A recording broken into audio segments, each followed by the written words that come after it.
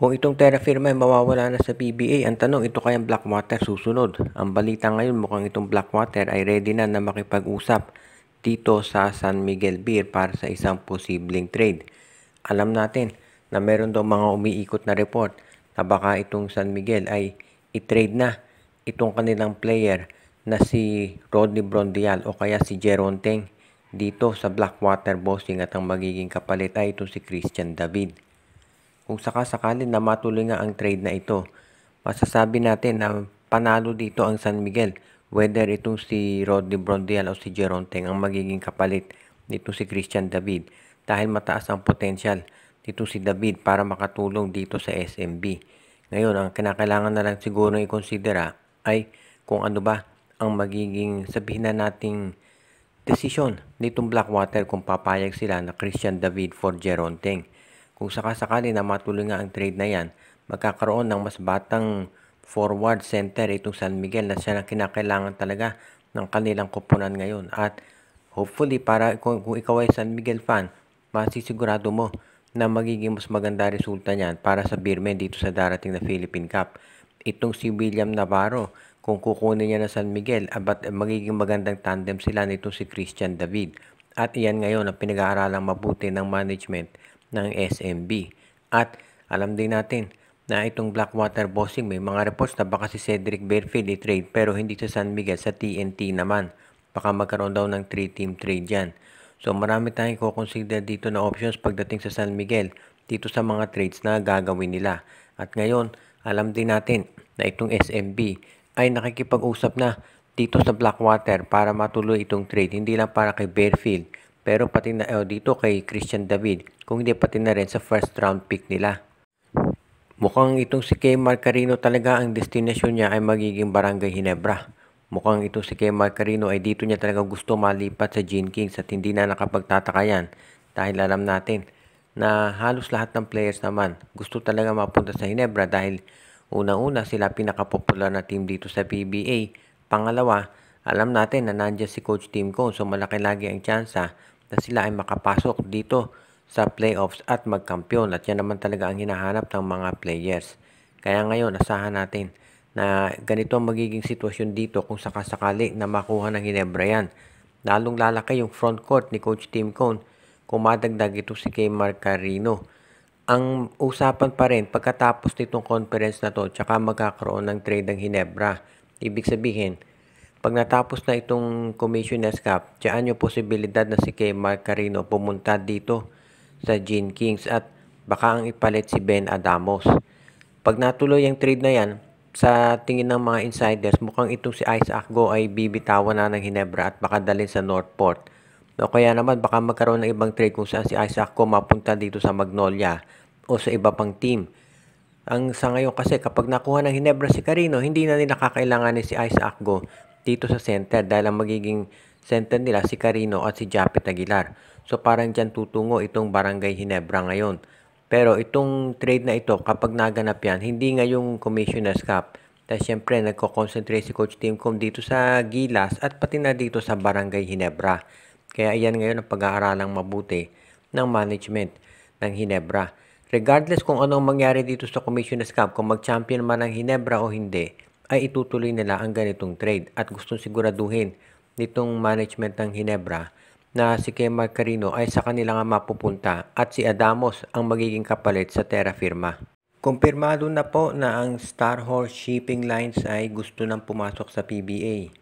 Nagpadala na po ito ng formal letter dito sa liga, at ayon sa report ng Tiebreaker Times, bibilin nitong Star Horse Shipping Lines ang Terra Firma Jeep. Para doon sa mga hindi nakakaalam, ito pong Star Horse Shipping Line ay isa pong shipping company po yan na nag-ooperate dito sa Calabarzon, pati na dito sa Bicol, Visayas at Mindanao. Isa po itong malaking sabihin na natin kumpanya, at marami ang naniniwala na ito'y makatutulong dito sa PBA sa pag-establish ng credibility. Itong Star Horse Shipping Line ay hindi na ito bago pagdating dito sa pagkakaroon ng tinatawag na ugnayan sa sports, dahil ito rin yung kumpanya na nag-back up o nag-finance dito sa MPBL team na Basilan. Kaya hindi na nakapagtataka na ngayon ay gusto nilang sumali dito sa PBA. Actually, ito si Arwin Santos naglaro yan dito sa dating team nitong Star Horse Shipping. Hindi naman siguro nito masasabing kakompetensya yung Northport Batang Pier dahil yung pier, well, ang Northport ang negosyo nila dito sa pier. Ito naman ay sa shipping related. Actually, parang magko-complement sila. Ang tanong ngayon ng karamihan, ito kayang Star Horse Shipping kayang mag-maintain na ng isang PBA team. Tandaan natin, 100,000,000 ang required para sumali dito sa PBA. Ngayon, yung pag-maintain na yan, of course, alam natin, hindi madali yan. Kaya nga itong Converge nagagawa yan dahil alam natin, malaking negosyo itong Converge. So, ito kayang Star Horse Shipping ay ganyan din ang magagawa. At least, para sa mga fans, matutuwa sila at itong Terra Firma ay mawawala na dito sa PBA. Ayon dito kay Snow Badman, mukhang itong si Mikey Williams ay papunta na dito sa Converge Fiber Xers. Mukhang magkakaroon daw ng 3 teams na involved na sa trade. So malamang ito ay, well, hindi pa na masasabi natin kung sino yung posibleng involved. Pero obviously, Converge at TNT ang mag-uusap dito. Hindi pa natin alam kung sino yung pangatlong team, pero marami tayong nakikitang posibilidad dyan. Baka itong Blackwater ang masama dun sa trade. Baka mangyari si Mikey Williams sa Converge, itong si Cedric Bearfield dito naman sa TNT Tropang Giga at hindi pa natin alam kung sino mapupunta dito sa Blackwater Bossing. Yan ay kung matrade nga ito si Bearfield dito sa TNT Tropa. Posible rin kasi na baka manatili pa si Bearfield dito sa lineup ng Blackwater pero walang naniniwala dyan. Dahil nakita nga natin si Brandon Rosa na trade agad dito sa TNT after one conference. So malamang si Cedric Bearfield ganyan din ang mangyari. Kung sakasakali na mapunta nga itong si Bearfield dito sa TNT, abay lalong ang lakas ng tropa kung sakasakali. Pati na itong Converge kung makuha nila si Mikey Williams. Alam natin na naghahanap ng additional bench scorer itong Converge. At itong si Mikey Williams mukhang yan ang magiging magandang solusyon dyan. Kaya huwag na tayong magulat kung sakaling ganito nga ang maging sitwasyon. At ang balita ngayon kung itong si Mikey Williams mapunta dito sa Converge ay magkakaroon pa ng isa pang trade itong Fiber Xers para kumuha naman ng isa pang big man na maidadagdag dito sa lineup nila.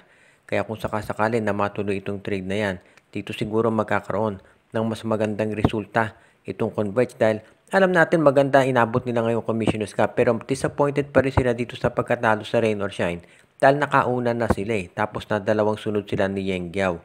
Kaya pag nakuha nila si Mikey Williams yan mukhang mas lalakas palalo itong Converge Fiber Xers at magiging mas maganda chance sa Philippine Cup. Shoutout kay Joseph Pineda, kay RG Bueno at Dalina family, Joshua Giray, Espejo at Rosales family, Ireneo Salangsang, Edwin Carmona Jr., Alicia Garcia, Katsakino Dokusin, Dexter Domer, Enju, Michael D., kay Malyari Mascarinas, Dalmacio de Guzman at sa iba pa nating mga regular na taga-subaybay.